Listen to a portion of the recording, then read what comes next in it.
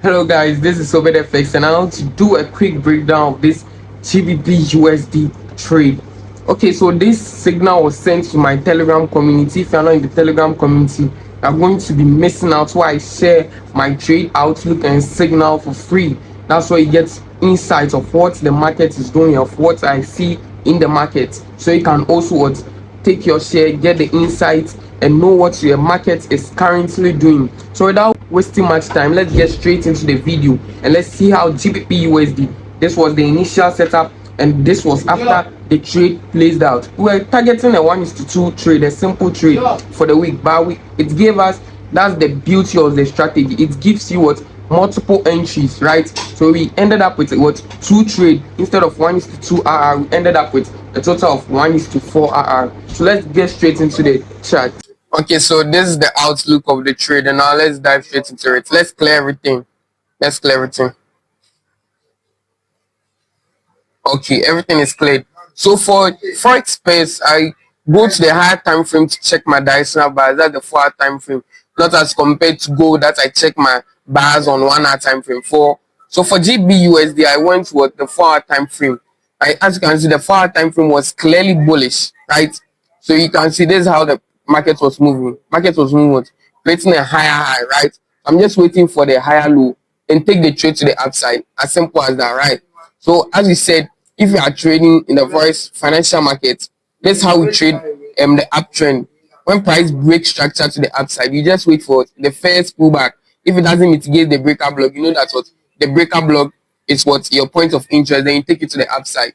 So currently the market is closed. So for the when the week resumes, I'm anticipating to keep on buying GBP until price gets towards the target. I'm expecting price to create a new high, right? So if you can see clearly on the 4-hour time frame, this is the breaker block price is using. The breaker block. I spoke about breaker block. I said breaker block is what when price takes out a high. This is the breaker block, right? This is the breaker block, and this is the other block, right? We explained about breaker blocks in our previous video. So this was the breaker block price was actually using. So I was focused on that zone. So when price tapped that zone, I was looking for a bullish momentum. So now that I have my buyers, what do I? The first criteria, I check my buyers on the higher time frame, 4-hour time frame. So I now have to look for my inducement and points of interest on the lower time frame, right? So this is how it was. When I went to the 1-hour time frame, I realized that when price tapped that point of interest, there are lots of wicks. And when I see wicks, you just have to moving to from one time frame to the other until you find a clear structure, until you find clear structures. So in most scenarios, traders will be looking for traders will be looking to since price is moving like this. If you're in the lower time frame, the reason why you have to check directional bars, if you're in the lower time frame, like an outlook, I'll send an outlook. One of my students was looking for sales. Then I told the students to go to the higher time frame and look for the directional buyers. So if you're trading on the lower time frame, when price reaches here, you are deciding to take trade to the downside. Automatically, price will take you out exactly because you didn't look for your directional buyers on the higher time frame. That is for forex space. You can move to daily time frame or 4-hour time frame. But for me, for this trade, I went to the 4-hour time frame. So when I went to the 4-hour time frame, this was what I found out that the buyers, it was retracing to the downside. So we are targeting this high as a target for the week. For GBP we are expecting price to create a new high, right? We are expecting price to take out the new high. So I just went on to look for clear structures because the 1-hour was giving a couple of weeks. So I just went to the 30 minutes time frame. I saw out price had a clear structure. Checking to find our point of interest. Price moves to the upside, break structure to the upside. So you just wait for the pullback, and continue to the upside. Exactly as simple as that, right? Yeah. So when you found this, somehow be waiting to So when you find your first point of interest is this breaker block, right? Your point of interest is this breaker block, right? This is the first point of interest, right? And the second point of interest was this. This was the next target of GBUSD. This was where people were waiting. Traders were waiting to pull their buys on GBP But they are going to miss the trades. They are going to miss the trade. Let me show you why. Because most of the time traders don't pay attention to key levels. When I say key levels are points or zones or regions where trade continue price gives multiple reactions on those zones. So when you go to you have multiple, there are a whole lot of them. So let's look in the chart whether you can find one. Let's use this region for instance. This region for instance. This is a key level, right? Because when price taps, what do you do? It rejects, right? Again, the second time price taps there, it rejects. Price taps there, it rejects. Price taps there, it rejects, right? So that's a key level. That when price taps, you should what? Anticipating to what? To also move price to the downside. So this is the new thing. Anytime I come on, there is new knowledge that I add up. So you just have to be consistent with the academy as we continue to share more knowledge about the financial market.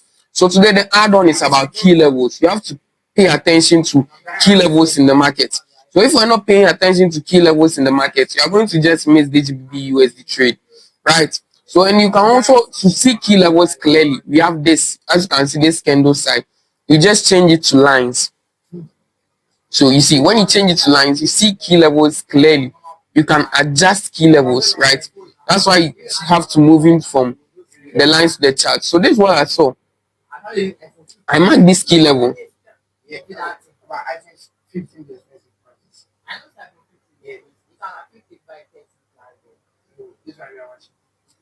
So I marked this key level, right? I hope you realize why it's a key level. Price tapped, price move to the upside, price tapped here, price move to the upside, price tapped here, price move to the upside. So that means this is a key level. That was also so key levels can also form as points of interest. Note, key levels can also serve as points of interest. So this was the key level I was paying attention to, right? That was the key level I was paying attention to. So I marked that key level. So after I marked that key level, I moved back. So no matter what, always before you enter, make sure that there is liquidity, right? Make sure there is liquidity. So I marked that key level. So key levels are points of interest, right? So this was the push to the upside, right? So when price taps this key level, you wait for confirmation and move to the upside. As simple as that. So this pullback, this push up, we saw that this was the move. This was the move we were paying attention to in the higher time frame. We are just waiting for retracement. Retracement. They move to the upside, right? So in our retracement, we look for the point of interest in the retracement, right? So we had first point of interest one. This was the first point of interest. The first point of interest, the second point of interest, which is the breaker block, and the third point of interest, which is the other block, right? So you just wait for price to tap any of the points of interest and give you what confirmation. When you get the confirmation, they just enter the trade and just smash 1:2, right? So it was as simple as that. So when price tap that point of interest, what do you have to do next? You just have to wait for confirmation, right? And price gave what a beautiful confirmation. This was the confirmation, and keep your stop loss slightly below, right? Then target 1:2 and you're out, right? Target 1:2. This was it. But at that moment, I wasn't on the chat, so as you can see in a Telegram community.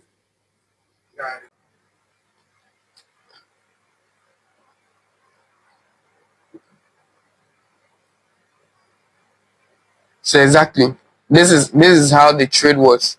So when this was the confirmation, the first confirmation. But when most of the time when I see this kind of confirmation, that means there is a high bullish momentum in the market.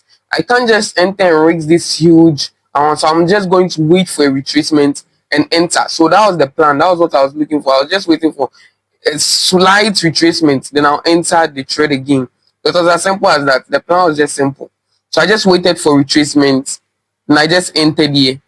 So as you can see, I just waited for retracement, entered. I'm targeting my 1:2. Most of the time, traders like to go for 1:3, but most of the time, for this trade, I was focusing on 1:2. So 1:2, here's it. So this is the same outlook, right? the same. This is the entry, and that's what I also sent what to the community, right? So if you're in the community, you'd have what take this trade of what on what GBPUSD.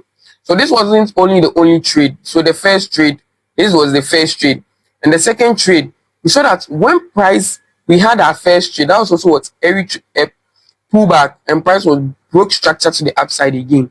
So what should you know? You should know that okay, when creates moves in this scenario, you know that that's what when price is bullish. If remember, we found our buyers on what on the 4-hour time frame. We know that we are bullish. We know the market structure for bullish momentum. Price will just move like this. Price will continue to move like this. So you just have to be ready to take trades on either the breaker block or the other block. So you have to know which point of interest is valid. Should you take the trade on the breaker block or the other block? That's where inducement comes in. Because when you get the right inducement, you get the right point of interest. As simple as that. So this was the scenario. GBPUSD pulled it to the downside. So this was the break of structure. So I was just waiting for a retracement. Then I'll continue the trend to the upside. It was a simple setup, waiting for retracement and pull to the upside. So I just went to the lower time frame. So when I went to the lower time frame, you should look closely. When you go to the lower time frame, this was the break of structure. This was the structures it was doing. This was it, right? Exactly. So someone asked, so we had how many points of interest? We had one. We had, this was the next break of structure. We had two, and the last one, which is below, we had three. So we had 3 points of interest for this break. When price moved to the upside, we had 3 points of interest, 1, 2, and 3. So which one is the valid one? First of all, this one is not valid because the first pullback price mitigated it. So this one is automatically out. This point of interest is automatically out. This point of interest is automatically out. Then the second point of interest is this. Now see, someone asks, why didn't I use that breaker block as a point of interest? Because when you look closely, when you are marking breaker block, you have to mark this full body, right? So this is the full body of the breaker block. Look at it carefully. This is the full body of the breaker block. So are you going to risk all this full body for this breaker block? And the next is what the other block. And in it, I told you that when the other block and the breaker block, they are in the same level, what do? You are going to take the other block as your point of interest. So that's the reason why I took the other block as my point of interest. The breaker block and the other block were on the same region, so there was no need for me to focus on the breaker block. I had to focus on the other block. So the breaker block was also out. So as soon as price tapped in, I had my confirmation. Here, and I just placed my stop loss slightly below. I placed my stop loss slightly below. I also targeted the same region. I was also targeting the same region. Simple 1:2. So that signal, the next signal, that's the second trade. The second trade was also shared in the Telegram community. As you can see, this is the second trade. The same setup. Price came to the downside and moved up. You know that price move in this direction. Move up, move down, move up, move down. So when price moved high, waited for the higher low, had that confirmation, slightly below, stop loss slightly below, and target the same region, right? As simple as that. That was what we were targeting. So I just waited for price to give me the confirmation. My stop loss slightly below, and I just target the same simple 1:2. So that's how I caught this setup on GBPUSD. As simple as that. So we ended up with 2 trades on GBPUSD. This was the first trade. The first trade was here. Stop loss slightly below. This was our first trade on GBPUSD. Shared in the Telegram community. We are targeting the same region, right? And this was the next continuation trade. That was in the 5 minutes. The next trade. So we smashed full take profit. 36 pips, 30 pips, about 60 pips. Same. So this one is 1:2, almost 1:3, 1:2, almost 1:2.5. So approximately like 1:5. That's a good RR if you took this trade. All these trades were were shared in the Telegram community. So this was the before the second trade. I sent the second trade to the community, right? And this was when we smashed TP1, told them to set break even. Then we smashed full take profit. As simple as that. This is how I introduced the breakdown of GBP And today, this video was very simple. We're going to talk about the essence of key levels. Key levels, 7 as another point of interest. So now we have what 3 points of interest. The first one is order block, second is breaker block, and third is key levels. We spoke about key levels. They are regions or zones where price continues to make reaction or reject when it gets to those levels. So this is as simple as that. If you found this video to be educative and it changed your perspective about the financial market, don't forget to subscribe, like, comment, and share to others who also need this video. Peace out.